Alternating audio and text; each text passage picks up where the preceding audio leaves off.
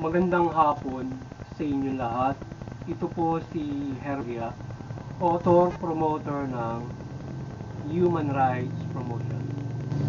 Ang boses ng Human Rights Promotion sa malayang demokrasyang ito, kaakibat ang ating pananalig sa ating banal na Panginoon Diyos, Kristo, at kabayan ng kaliwanagan ni Banal Santa Maria, mula sa isyong ating nakalap at pagbabantay sa mabuting pamamahala, patas na hustisya at karapatang pantao, ay hinggil sa issue ng report on our environmental protection, save earths and save lives from global warming and climate change causes disasters, super typhoon, etc. etc. Ang ating mundo ay hindi na bago sa lahat ang global warming o itong climate change na nagdudulot ng mga iba't ibang malalakas na kalamidad o sakuna, kagaya ng El Nino o sobrang tagtuyot, sobrang tagulan at mga super typhoon, etc. etc. Ang Pilipinas at iba't ibang third world country ay mayroong maragyo na nananalasa sa kanilang mga bansa taon-taon at iba't ibang sakuna. At ito ay pinalalakas pa ng sinasabing climate change at global warming. Maraming super typhoon o malalakas na bagyo ang nananalasa sa ating bansa, kagaya noong Undoy 2009, Tendong 2011, Pablo 2012, and Yolanda 2010. So yung kanyang interval halos taon lang, medyo malalapit, at atong Telma lang ang malayo ng kinaidiman. So hindi lamang sa Pilipinas, maging sa iba't ibang parte ng mundo, maging lindol at pagsabog ng etc. etc. So yan. So dito sa tinunghayan nating topic ay hinggil sa sa pagsuporta natin sa environmental protection o pag save ng ating kalikasan o ng ating mundo from the global warming o climate change, pagbabago ng panahon at nangyayaring pag-init ng mga mundo from different causes na human error o human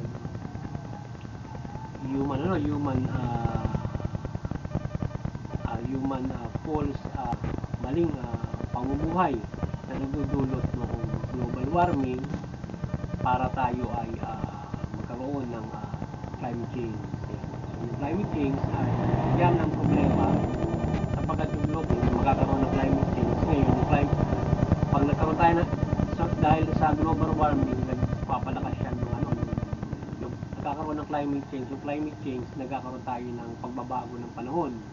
So yung mga typical na dumadapo sa isang bansa kagaya sa atin sa Pilipinas na 25 typhoon taon-taon yung maaaring manalasa sa atin.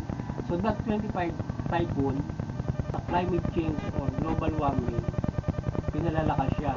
So kaya kung yung lahat ng 25 typhoon na yun dadapo sa Pilipinas na puro super typhoon, ay naku, baka Pilipinas na kung tayo ngayon kung saan tayo aabot, sapagkat kung gano'n kung kalalakas na typhoon o super typhoon sa 25 na usual na maaaring manalasa sa Pilipinas taon-taon. Yan yung ating usual na naranasan na naitala ng ating pag-asa na maaaring manalasa sa atin taon-taon. Subalit hindi ganun kalalakas na siya ay nakakapanalasa. Yung ilan nalulusaw, yung ibang dumadapo dito sa ating bansa. So ngayon yun yung problema. Yan yung ating suffering sa mata natin na nakakaya naman natin harapin. Ngayon, doon sa global warming, climate change, yan ang nagiging problema natin ngayon dahil sa syempre nalalakas pa. So yung problema dahil kung 25 na yun, even kahit 10 lang no, super typhoon ako, baka tayo ay matagal makabangon kung all over the country ay tatamaan. So ang Pilipinas ay may mga measures sa flooding mula pa panahon ni dating Pangulong Marcos Jr. Itong flood control sa Pasig, etc. sa Manggahan. So maliban dyan ay may iba't ibang flood control sa Metro Manila. Manila at iba't ibang lugar sa bansa. Ngayon, at ang latest ay ang ating Pangulong Marcos Jr. ay pinag-iibayo ang flood control sa kanyang pamamahala. Ngayon ay kanyang pinare-review at Representative Romualdez ito mga flood control bilang measure sa pagmadulot ng mga malalakas na bagyo o pagulan, particular dito sa Metro Manila flood control plan. So ngayon ay yung measures na ginagawa natin basing kung sa ating usual ay meron na talaga tayong mga flood control sa usual. Sa mga makita mo, napakalalim mo, napakalaki. Yun ay na-usable yun dahil nga sa kapag nabagyo, doon pupunta yung mga tubig para yung maha doon sa Metro Manila. So ngayon ay latest itong pag-ulan dulot ng monsoon, ng habagat at saka ng super typhoon Karina.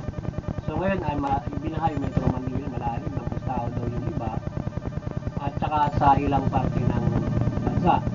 So ngayon ay kanilang tinitingnan ngayon yung flood control plan dahil nga sa binaha ay may mga flood control na sa Metro Manila. Umabot pa na ganun. So ngayon, yan yung nire-review ngayon at titingnan pa yung pag-iimbayo niyan para yung Metro Manila at iba't ibang parte ng Pilipinas ay naharap itong nararanasan ng 25 na bagyo na maaaring matulog. At syempre dun sa super type, dun sa climate change o global warming na pinalalakas pa lalo yan, dapat lalo na pag-iisip pa yan dahil hindi usual na flood control gagawin facing mga bagyo dahil nga sa tayo ay binabagyo. Yung mga bagyo na yan ay pinalalakas ng global warming o climate change, kaya dapat mas maiging sa kaysa dati na mga flood control yung gagawin. So ngayon meron doon sa Marikina, Pasig, gumagawa sila ng mega dike doon para dinagdagan yung flood control. Isang malalim na hukay na yun, parang lana, parang stream, tapos may ano pa, may dike pa para sigurado. Kaya lang di matatapos yata yung next year pa o nasusunod ng panahon pa, pero binaha pa rin yung Metro Manila. Ngayon ang latest na nananalasan sa bansa ay itong super typhoon Karina at pinalakas ng habagat. Ang dulo dito ay pagbaha sa ibang lugar sa bansa mula Metro Manila at may mga nasanataling na buhay. So, ang Human Rights Promotions ay mariing sumusuporta sa mabuting pamamahala, patas na hustisya at karapatang pantao. At sa isyong ito ng ating pagsasaboses ng pagsuporta sa environmental protections at magsalba ng ating mundo from global warming at climate change, causing heavy rainfall, super typhoon, etc. disasters. So, ang ating pamahalaan ay pag-ibayuhin yung Climate Change Commission nito at ang control project o iba't ibang proyekto facing disaster, so iba't ibang mga sakuna na sinasabi at iba't ibang sustainable projects facing strong disaster. So yun, so sana pa dapat ibayuhin ng ating administrasyon at masusunod pa yung measure facing disaster kagaya ng mga bagyo at yung flood control hindi siya pangkaraniwan na kagaya ng hinaharap natin sa maaaring 25 na bagyo na tatama sa Pilipinas taon-taon na magdudulot ng pagbaha sa Metro Manila, iba't ibang lugar. So much more doon sa 25 na dati usual dahil nga sa change mas malalakas pa ang maaari nating asahan sa 25 na yun. Kaya dapat mas maitim pa doon sa dati ang gagawin. Kaya nga kagaya noong mega dike doon sa Pasig, Marikina.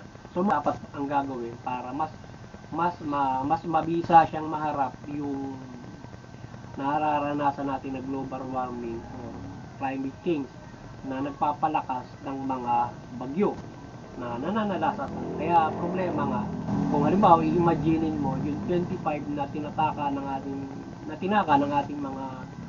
ating pag-asa o ng ating weather bureau na nakakapanalasa sa ating taon-taon. Not usually, hindi naman lahat malalakas na babanat sa Pilipinas yun.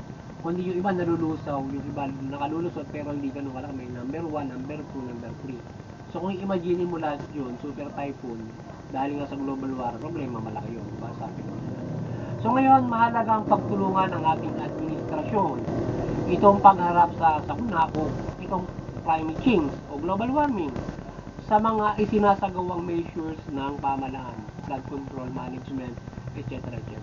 So upang maharap ang nasabing climate change o malalakas na bagyo na nananalasa sa bansa at nakakaperwisyo sa kaunlaran mula negosyo, government structure, private structures, at livelihood, yan, etc. etc. So nadidevastate tayo. So yung ating pagunlad, so nangihila po ba? So bago ng bago kapag ganun. Kaya ay malaking perwisyo yung mga bagyo na yan kung tayo ay hindi, walang measures tayo para diyan kung paano natin itinaharap. Bagamat tayo ay kumbaga man ay panday na tayo dyan na yan dahil sa simula pa inaharap natin yan. Kaya lang ay ngayon ay medyo iba yung lakas ng bagyo na ating dapat pinaghahandaan na kaharapin kapag due to climate change or global warming. So ang ating bansa ay hinaharap ang almost 25 peso na nga sinasabi natin a year at pinalalakas pa ito ng climate change. So kaya dapat mag-adjust ang pamahalaan ng mga measures to face this typhoon at iba't ibang sakuna. At the same time ay restoring the nature or environment with UN CAP at international concerns kagaya ng free program, pagsala ng mga kumpanya na nagdudulot ng mga polusyon at iba't ibang nagdudulot ng mga polusyon kagaya ng sasakyan, energy from fossils and oil, etc. etc. So sana ay yung ating pamalapaigtingin yung ating commission para diyan at iba't ibang mga ahensya na o sinasabing whole nation approach facing global warming, climate change, yung mga sakuna na yan na hindi na ordinaryo mula doon sa mga ating dating nararanasan, kundi mas malalakas pa ang ating aasahan sa ating panahon ngayon dahil nga dyan sa climate change. So dapat pag-iibayo at hindi lamang facing, hindi ka lamang maggagawa noong mga flood control project na mas mabibigat pa kaysa noon, kaysa pangkaraniwan, kundi yung syempre at the same time ay kakibat natin yung kung ano yun ang pag-uusapan sa UN CAP, iba't ibang environmental concern kung paano natin i-react ang global warming and climate change. Dahil mag-green program, magtatanim ng mga puno, yun, mga ganon. Tapos yung garbage management, mga ganyan. At yung mga tao ay makatutulong doon sa tayo, wag naman tayo masyadong murara pagdating sa iba't ibang mga magdudulot noong climate change. So, nasa tao, kagaya Metro Manila. Yung Metro Manila, may mga flood control project na roon. Pero baka pa, kasi yung mga estero doon, yung mga drainage, puro burak, puro mga basura. So, buti na iba ngayon doon na nalilinis na. Pero yun yung isa sa mga causes. Kasi kapag nag-ulan, ay syempre pupunta dapat siya doon sa kanal, sa estero, tapos yung estero, yung tubig, pupunta doon sa Pasig River o doon sa ginagawang flood control para tutungo doon sa so ngayon matagal bago makapunta doon sa estero o yung estero pupunta doon sa papuntang dagat dahil nga sa barado yung mga kanal, puro basura. So yun, tapos yun nga dapat bago pumunta nga doon sa Pasig River o papuntang dagat, kasi kung pupunta naman sa dagat lahat pati basura, masisira naman yung dagat. So ginagawa ng paraan na yun ay masala yung ating mga estero dyan, merong mga tagasala yan. Kaya dapat yung mga tao, hindi lang yung gobyerno yung gagalaw dyan, pati yung mga tao, yung kaso hindi pagtapon ng basura doon sa mga kanal doon sa mga estero. Kasi yun ay isa sa mga bagay na pumaharang ng mga tubig, ulan, para pumunta doon sa Pasig River o doon sa mga flood control project papuntang dagat. Kasi na bago sasalaing mabuti yun, dahil nasa gilong ang tubig ng pababayaan, puro basura pupunta ng dagat. Tsaka napakatagal pumunta ng dagat yan kahit hindi mo salain dahil nga nakabara na yun. So dapat yun. So kaya pag-iba yun nung tulong din ng mga tao, ay din na pamahalaan para ang mga kanal malinis. So So yun yung isang problema, tao rin yung nagkakaroon ng sa Metro Manila, kaya binabaha. So nililingid sa mga taga Metro Manila yan, yung mga kanal, kaya barado dahil puro basura, di ba? So kaya di rin masisisi ng mga tao, yung pamalaan, while they, yung mga proyekto nila, palpak, hindi naman ganun palpak yung proyekto ng gobyerno. Yung tao may malaking ambag din, kaya nang babagyo, di ba? So masasabi naman ng mga taga Metro Manila yan, yung mga kanal nila, o kahit yung mga opisyal, puro mga puro barado mga kanal, di ba? So our government should support UNCAP o environmental protection at kung paano haharapin ang climate change at global warming. So hindi masasabi yung project na yan kagaya ng flood control project, even marisol sa ang mundo to global warming at climate change. So, ang mga dam na ginagawa, dapat ito ay masala buti dahil hindi ba sa solusyon ito sa pagbaha dahil ito ay kinatatakutan pa nga in overspill, lalo na hindi mahusay ang pagkakagawa at ang apaw ay masira at makapag-create pa ng landslides, malalaking baha sa mga lugar na sakop nito. So yung ilang mga measures kasi pag halimbawa mula sa bundok, merong mga mga lambak yung bundok. So naiipon yung tubig doon. So may aagos na malalakas yun yung ilang din nakapagpapabaha doon sa mga halimbawa mga lugar na malalapit sa kanya. So yung buhos doon ay nakapagpapabaha yun. So ngayon ay ang pamalan doon, pipigilin nila yun para hindi umagos ng pundo. So ngayon ang problema kasi kapag pinigil yun, pang overspill yun.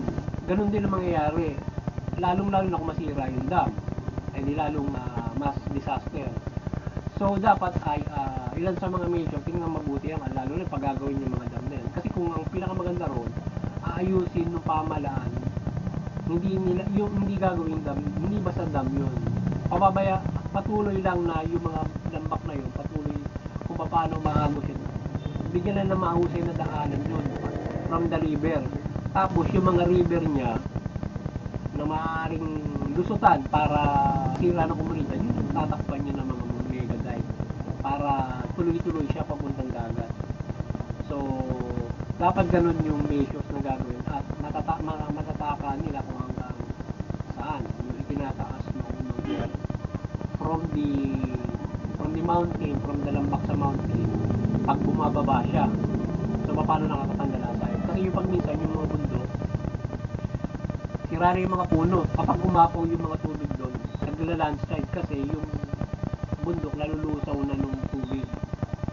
So yung mga puno, sarip na kumapit siya, yung maging matibay yung mga bundok, yung kabundukan, matibay yan sa pagkakabundok na nasisira siya, nalulusaw siya. So bababa siya na putik kasama ng tubig ng mga lambak doon. So yun ang problema malaki. Kaya dapat pag-isipan ng pamahalaan niya kung paano nila gagawa ng dam or lalagyan nila ng mahusay na daanan yung mga tubig para yun dumaan yung sa river na maayos tungo doon sa dagat, di ba, mga ganun mga bagay. So ang isang pamahalaan dam, pablakan nila yun para hindi siya makontrol nila yung paggaloy ng tubig mula doon sa mga lambak sa mundo. Ay kung malakas kagaya ng bahayan o may na malaki, so yung overspill naman ang problema. Kaya tingin nila, kaya syempre dapat pag-aaralan mabuti ng pamahalaan niya yung ganung measure. Kasi yung ibang dam sa atin, kahit kapag tumataas yung level niya, nagre-release siya ng tubig. So kahit hindi umulan ng ganung kalakas, nagbabaha yung ibang lugar kasi nga nagre-release yung dam ng tubig.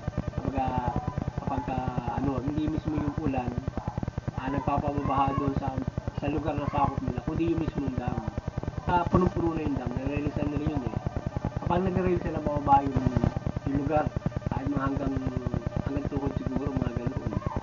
So ngayon, ang kailangan dito ay mga dike na mahuhusay o other flood control para maiwasan baha sa mga lugar. Ayusin ang mga rivers na dinadaanan ng tubig mula sa itaas ng bundok upang kung tumaas ito, hindi ito makapagdudulot ng baha. So yun, sa ating mga analysis yung mga ganun yung gagawin doon sa mga lambak sa kabundukan, ayusin yung lana niya. Kasi yung lana, pag minsan, kapag maraming dumadaan doon, kung saan lumalawak yung lana niya, saan lumulusot, yung iba lumulusot ng bundok. So, dapat, siguro yung dinadaanan ng mga lana ng mga lambak na yun, ayusin nila yun para tatamnan ng puno, lalagyan nila na maayos para dumaloy na maayos yun. Isipan na lang at the same time kung ano magagawa pa nun. So, sa Metro Manila, kagaya ng flood control, sa Manggaan, sa Pasig, pag ibayuhin ng mga iba't ibang kagaya niya na nakakakontrol lang ba sa Metro Manila. Sa mga dyan, barado na at hindi nakakaago sa dagat o sa mga flood control. Ngayon, ang mga tao ay dapat magkaisa na magkaroon ng maayos na river o stream para daanan ng tubig ba at iwasan na tapunan, sura at anumang nakaka-apekto sa mga river o stream, etc. etc. So yun. So kailangan ng tulong ng tao para maiwasan yung pagbaha. So maiisip mo naman yung coast back doon sa Metro Manila. Sobrang yung kanilang mga kanal doon ay problema malaki doon. Magdadagdag pa sila ng mga kanal doon para lang dire-diretso doon sa para kaya lang syempre yung sinasala ngayon dahil nga sa maraming basura hindi mo na pinababayaan ng pamalan tutungo doon sa Pasig River o sa agawan nilang mga flood control na papunta sa dagat hindi mo sasalain kasi nga pupunta sa dagat yung mga basura yung sa Manila ba yung nung pinaayos ni Duterte yun isang nambak na basura na. So aside from that, ay dapat ready ang ating pamalan for relief services, rescue at ayuda sa pagbangon ng private and public development. So paigtingin ang pagkakaisa sa ganitong sitwasyon at maging sa pangbubuhay. So ang pinakamalaga sa lahat ay ang unity in prayer na tayo ay manalig ng blessings ng Panginoon Diyos mula sa ating Panginoon Jesucristo sa tulong ng Banal na Santa Maria na i-bless tayo ng magandang panahon. Ang pinakamahalaga sa lahat, tayo ay magkaroon ng pagkakaisa sa pananampalataya sa ating Panginoon Diyos mula Panginoon Jesucristo tayo bigyan ng mahusay na panahon. Sa mga usual na nararanasan natin, sana hindi tayo devastate ng gusto niya. Tayo ay panahon ng mahusay na panahon. Pag minsan kasi, yung bagyo ay hindi naman nakakapanalasa pero nagdudulot siya ng ulan na tamang-tama para sa halimbawa nagkukulang ng tubig yung Metro Manila doon sa mga dam. Dapat kinakailangan puno kinakailangan bumagyo para mapuno yun para may mainom na tubig o iba damit nun. So yun yung ilan sa mga pagminsan papasalamatan mo yung bagyo pero yung hindi naman nakasasalanta at nabibigay ng mahusay naman na tubig. So kaya nga sana tayo ay pangubad ng mahusay na panahon na tayo ay hindi naman bagyo kundi nagbibigay ng mabuting pamumuhay sa atin. So yun. So muli ay maliwanagan naman ng Santa Maria ang bansa mula pamahalaan at mamamayang Pino at talimain ng mabuting balita sa gayon ang pamahalaan ay mamahala ng mabuting pamamahala at matuwid at makatarungan at makatotohanan at ang pamayan ay sumunod naman sa pamahalaan at nang makapamuhay tayo na mapayapa at patayon sa karapatan ng ay may kaligtasan at spiritual. Sana tayo patuloy na maliwanagin yung Banal na Santa Maria yung ating bansa mula pamahalaan at mamamayang Pilipino. Yung pamahalaan, mamahala ng mabuti, matuwid, patas ng hustisya at tuwid yung karapatan. Iwasan yung pang-aabuso, korupsyon. Yung mamamayan, sumunod naman sa pamahalaan, iwasan yung paggawa ng krimen. Suportahan yung mabuting mamahala, patas ng hustisya, karapatan ng tao. Sa gayon, makapamumuhay tayo ng mapayapa. Kung mamumuhay tayo ng mapayapa, madali yung ating pag-unlad. So mamumuhay tayo ng mapayapa, maunlad. Sa gayon tayo ay makapananampalataya ng mas magaan kaysa doon sa tayo ay may magulo at naghihirap na bansa. Ngayon ay mula diyan tayo ay nakakaroon ng kaligtasan spiritual at lubos tayo magkakaroon ng kaligtasan spiritual. Kung patuloy natin masusunod yung mabuting balita o inihayag ng ating Panginoon Jesucristo kung makamit natin ang ganap na kaligtasan pagdating ng panahon. So muli, sana ay nakabang sa buhay naman ang Human Rights Group sa linggong ito, hinggil dito sa issue ng pagsuporta natin sa environmental protection sa ating karapatang ito. Magandang hapon sa inyong lahat at